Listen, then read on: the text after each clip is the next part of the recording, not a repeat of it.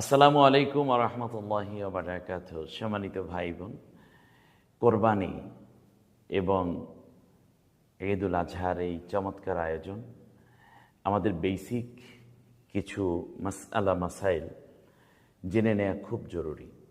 ঈদের দিনে আপনি কি করতে যাচ্ছেন এবং কি করবেন। এক নম্বর কাজ হচ্ছে আপনি ব্যক্তিগত প্রস্তুতি, দ্বিতীয় হচ্ছে সমষ্টিগত প্রস্তুতি, আর তৃতীয় হচ্ছে যে কোরবানি করতে যাচ্ছেন যে পশুটিকে তার ব্যাপারে আপনার প্রস্তুতি। প্রথমে পার্সোনাল প্রস্তুতিটা আমি বলছি, সেটা হচ্ছে খুব ভোরে ফজরের আগে আগে ঘুম থেকে উঠে পড়া, সম্ভব হলে আগে ভাগে গোসল করে নিন।